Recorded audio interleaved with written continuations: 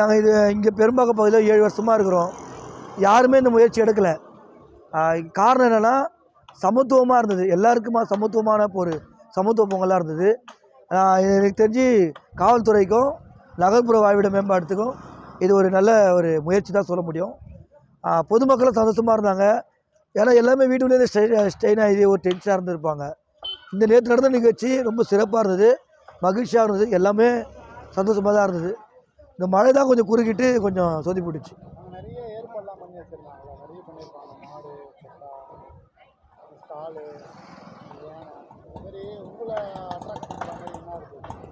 அது கிராமத்து சார்பாக பண்ணாங்க இல்லையா, இந்த மாட்டு பொங்கல் மாதிரி பொங்கல் கூடாரம் இதெல்லாம் வந்து கிராமத்தில் போய் பார்க்க முடியும், இங்கே பார்க்க முடியாது. அதெல்லாம் கண்ணுக்கு ஒரு சிறப்பாக இருந்தது.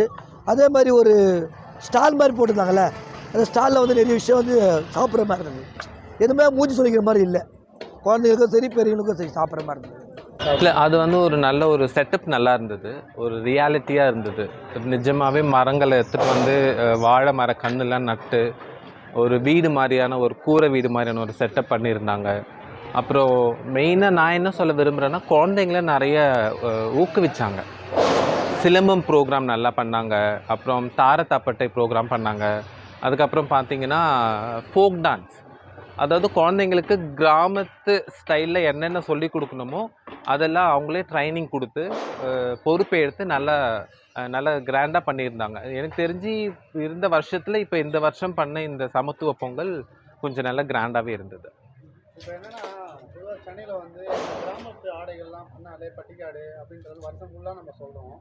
ஆனால் பொங்கல் டைமில் மட்டும் அதை லைக் பண்ணுறோம். இல்லை, இது வந்து ட்ரெடிஷ்னல் சொல்லி நினைக்கிறாங்க. அது ஒரு காலங்காலமாக பாரம்பரியமாக இருந்தது, அந்த பாரம்பரியத்தை மறந்துட்டாங்க. இப்போ அது ஒரு ட்ரெண்டு மாதிரி நினைக்கிறாங்க. ஒரு காலத்தில் அந்த ட்ரெஸ்ஸு தான் தினமும் யூஸ் பண்ணிகிட்டு இருந்த ட்ரெஸ். அந்த ஆடைகள், அந்த சாரீலாம் பார்த்திங்கன்னா அது டெய்லி யூஸ் பண்ணிகிட்டு இருந்தது. இப்போ அது வந்து ஒரு ட்ரெண்டாக இப்போ யூஸ் பண்ணுறாங்க. ஆனால் இப்போ இருக்கிற காலகட்டத்தில் இப்போ இருக்கிற அந்த யூத் அதையாச்சும் ஃபாலோ பண்ணுறாங்கன்றது நினைக்க போது சந்தோஷமாக இருக்குது. ஏன்னா நிறைய விஷயங்கள் அழிஞ்சிட்டு வர காலகட்டமாக இருக்குது. அப்படின்னு பார்க்கும்பொழுது இந்த மாதிரியான ஒரு ஃபெஸ்டிவல் டைமில் அது முன்னு எடுத்து பண்ணுறது சந்தோஷமாக இருக்குது. ரொம்ப சாதாரணமாக இருக்குமோன்னு சொல்லிட்டு நான் போனேன். அங்கே போனால் தம்பி தனசேகர், தம்பி டானிவேலு, இவங்க 2 பேரெலாம் சேர்ந்து அந்த வீடு குடிசை கிராமத்தில் எப்படி இருக்குமோ அந்த குடிசை வீடு சுற்றி வேலி, அதுக்கப்புறம் இந்த வேலி சுற்றி செடிங்க, அதாவது இந்த மாட்டுக்கு கொடுப்பாங்களா அகத்திக்கிற தோட்டம், இந்த பக்கம் நடுப்புற வந்து வயலை சுற்றி கரும்பு, சில பூக்கள் செடி, வாத்து, கோழி, அவங்க மாடுங்க, கண்ணுக்குட்டி, குதிரை, இதெல்லாம் நிறைய அனிமல்ஸ் எல்லாம் வேறு கட்டி வச்சுருந்தாங்க. எனக்கு வந்து அந்த இடத்துல ரொம்ப பிடிச்சதால நான் அப்படி என்ன அறியாது ஒரு சந்தோஷத்தில் ரொம்ப அந்த இடத்த வந்து உண்மையில கிராமத்தில் இருக்கிற மாதிரியே அந்த ஃபீலிங்கே வந்துடுச்சு எனக்கு. நான் சாதாரணமாக எப்பவும் காஸ்டியூம் தான் கட்டின்னு அந்த பக்கம் போனேன். தன்னை அறியாதே எனக்கு அந்த சந்தோஷம், மகிழ்ச்சி, எவ்வளோ கஷ்டங்கள் இருந்தாலும் மனசில் அதெல்லாம் அந்த நேரம் எனக்கு மறக்க அடிச்சிச்சு.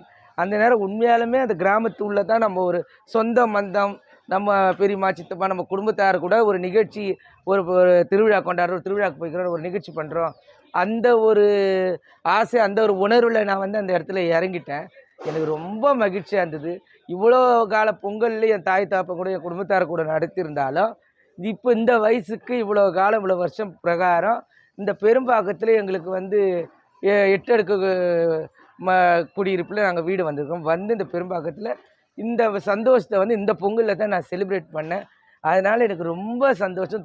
திருநங்கைன்றதையே நான் மறந்துட்டு நான் ஒரு தமிழ் பெண்மணி, கிராமத்து பெண்மணி மாதிரி எனக்கே அந்த ஆக்டிவிட்டிக்கு அந்த ஆக்ஷன் எல்லாம் வந்துச்சு. ரொம்ப சந்தோஷமாச்சு, ரொம்ப நிறைய வந்தது.